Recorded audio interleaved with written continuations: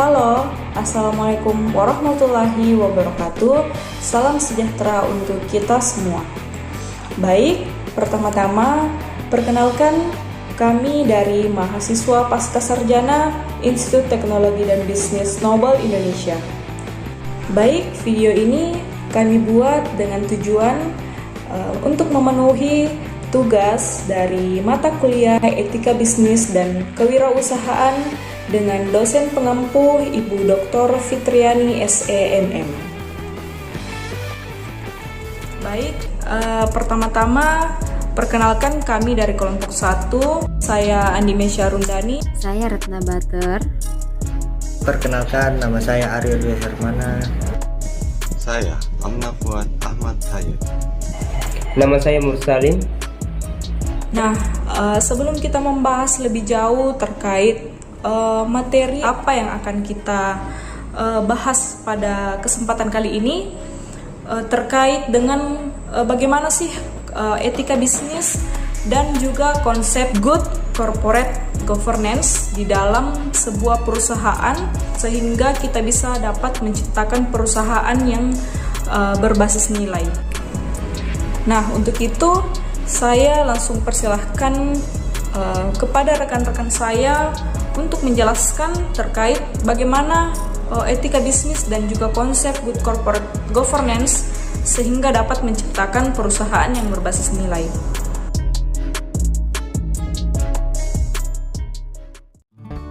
Baik, terima kasih atas kesempatan yang diberikan kepada saya.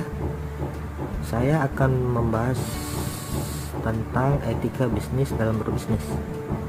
Oke, etika untuk berbisnis telah ada seumur dengan bisnis itu sendiri, yang artinya sejak bisnis lahir dalam rangka manusia memenuhi kebutuhan hidupnya, saat itu etika selalu mendampingi kegiatan bisnis.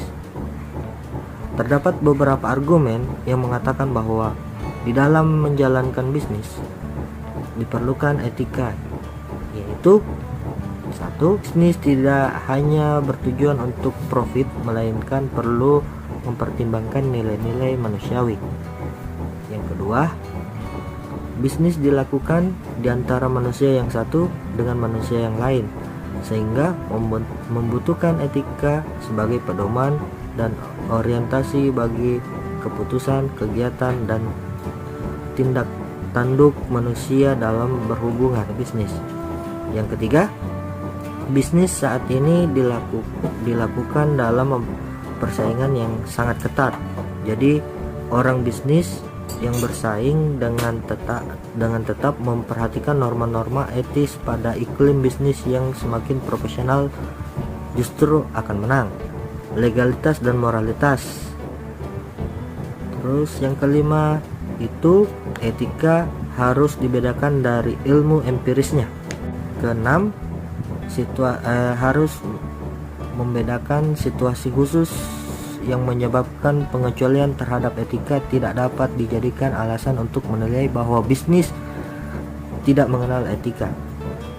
Yang ketujuh, aksi protes yang terjadi di mana-mana menunjukkan bahwa masih banyak orang serta kelompok masyarakat yang menghendaki agar bisnis dijalankan secara baik dan mengindahkan norma etika.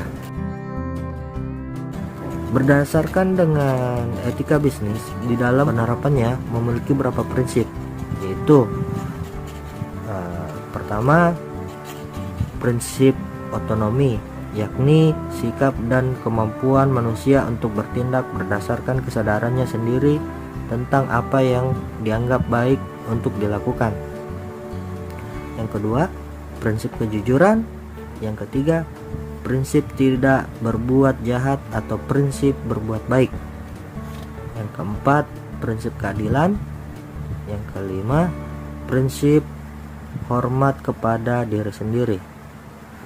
Nah, suatu perusahaan yang ingin mencapai sukses dalam bisnisnya minimal membutuhkan 3 hal pokok, yaitu 1. Produk yang baik, 2. Manajemen yang baik, 3. Etika bisnis. Satu hal yang perlu diperhatikan agar kegiatan bisnis berjalan dengan baik adalah yang pertama, etika bisnis hanya bisa berperan dalam suatu komunitas moral. Tidak merupakan komitmen individual saja, tetapi tercantum dalam kerangka sosial. Yang kedua yaitu etika bisnis menjamin bergulirnya kegiatan bisnis dalam jangka panjang, tidak terfokus pada keuntungan jangka pendek saja. Yang ketiga yaitu etika bisnis akan meningkatkan kepuasan pegawai yang merupakan stakeholders yang penting untuk memperhatikan. Yang keempat yaitu etika bisnis membawa pelaku bisnis untuk masuk dalam bisnis internasional. Prinsip Good Corporate Governance merupakan kaidah, norma, ataupun pedoman yang diperlukan dalam sistem pengelolaan perusahaan yang sehat.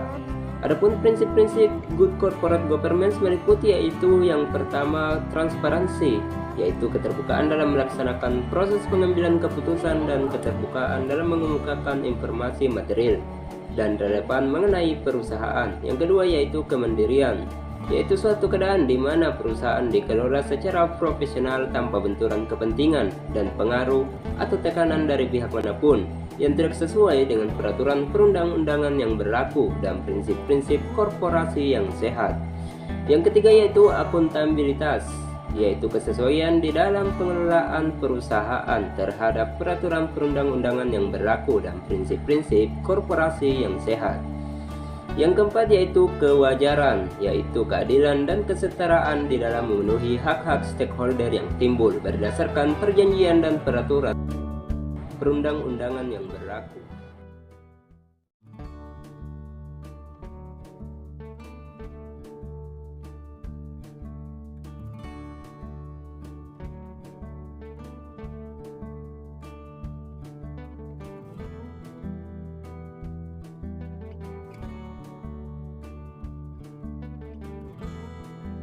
Dua faktor utama yang berpengaruh dan saling terkait dalam penerapan prinsip Good Corporate Governance ke dalam suatu perusahaan, yaitu 1. Aturan hukum, yakni seperangkat aturan yang mengatur hubungan antara pemegang saham, pengurus, kreditur, pemerintah, serta para stakeholder lainnya. 2. Law enforcement, yakni seperangkat mekanisme yang secara langsung atau tidak langsung mendukung upaya penegakan aturan tersebut. Adapun tujuan penerapan Good Corporate Governance bagi suatu perusahaan adalah 1. Memaksimalkan nilai perusahaan dengan cara meningkatkan prinsip keterbukaan, akuntabilitas, dapat dipercaya, bertanggung jawab, dan agar perusahaan memiliki daya saing yang kuat, baik secara nasional maupun internasional. 2. Mendorong pengelolaan perusahaan secara profesional, transparan, dan efisien, serta memberdayakan fungsi dan meningkatkan kemandirian organ. 3.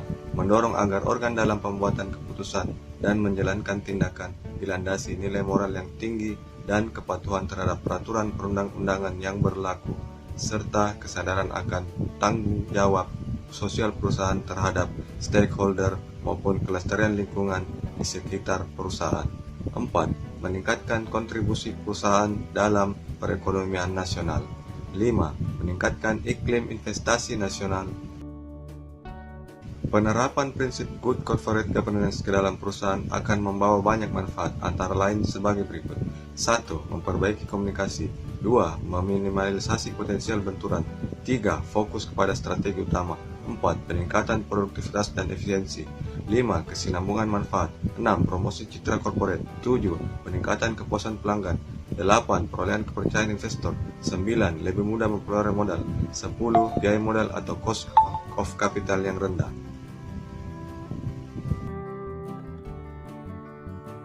Pentingnya penerapan prinsip Good Corporate Governance ke dalam satu perusahaan adalah dikarenakan hal-hal sebagai berikut.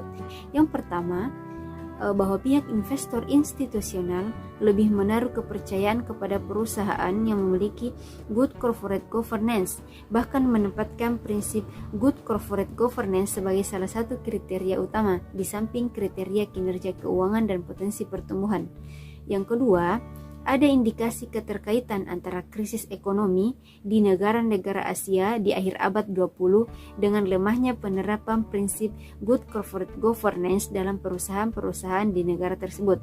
Lemahnya penerapan prinsip Good Corporate Governance di negara-negara Asia tersebut misalnya terlihat dalam tindakan-tindakan seperti manajemen keluarga, politik proteksi, suap menyuap, dan lain-lain. Yang ketiga, penerapan prinsip good corporate governance sudah merupakan kebutuhan dalam internasionalisasi pasar, termasuk modernisasi pasar finansial dan pasar modal, sehingga para investor bersedia menanam modalnya. Yang keempat, prinsip good corporate governance telah memberi dasar bagi berkembangnya value dari perusahaan yang sesuai dengan landscape bisnis yang sedang berkembang saat ini, yang sangat mengedepankan nilai-nilai kemandirian, transparansi, profesionalisme, bertanggung jawab sosial, dan lain-lain. Selanjutnya, jika dilihat dari segi pengaturannya, maka penerapan prinsip good corporate governance dalam satu perusahaan mempunyai dua konsekuensi. Yang pertama, konsekuensi ekstern. Dalam hal ini, perusahaan haruslah bertindak dan mengambil keputusan sedemikian rupa sehingga tidak ada stakeholder luar perusahaan yang dirugikan. Yang kedua, konsekuensi intern. Dalam hal ini, pengaturan dan pengambilan keputusan perusahaan harus mempertimbangkan kepentingan stakeholder dalam perusahaan. Oke, selanjutnya ada beberapa kesimpulan-kesimpulan yang dapat kita ambil atau dapat kita tarik berdasarkan diskusi-diskusi yang telah kita laksanakan di kelompok ini. Nah, yang pertama, di dalam melakukan suatu kegiatan bisnis, para pelaku bisnis harus mempunyai etika bisnis yang tinggi. Seperti yang saya katakan tadi di bagian pertama, bahwa etika bisnis itu penting, sehingga dengan adanya etika bisnis, kita dapat mengharapkan bahwa adanya batasan-batasan yang harus dipatuhi para pelaku bisnis dalam menjalankan roda bisnisnya. Nah, selanjutnya, adapun peranan hukum dalam kegiatan bisnis sangat menentukan, karena dengan aturan-aturan hukum yang jelas, maka para pelaku bisnis ini mempunyai kepastian hukum dalam menjalankan kegiatan bisnisnya, karena ada rambu-rambu yang mengatur dalam kegiatan bisnis mereka. Selanjutnya, penerapan good corporate governance ini dapat meningkat atau dapat memberikan nilai dan mutu suatu perusahaan. Nah, sehingga perusahaan tersebut dapat menjadi perusahaan yang sehat. Nah, yang terakhir, ketaatan pada suatu perusahaan atau peraturan yang dibuat dari suatu perusahaan itu mesti dengan kejujuran bagi setiap pelaku usaha, dan pengurus perusahaan merupakan faktor yang menjadi penentu terciptanya good corporate governance. Baik, itulah tadi beberapa penjelasan-penjelasan kami dari kelompok 1 terkait etika bisnis dan juga konsep dari good corporate governance. Terima kasih atas perhatian teman-teman dan juga yang telah menonton video ini. Semoga bermanfaat. Saya selaku moderator mengucapkan banyak-banyak terima kasih. Wassalamualaikum warahmatullahi wabarakatuh.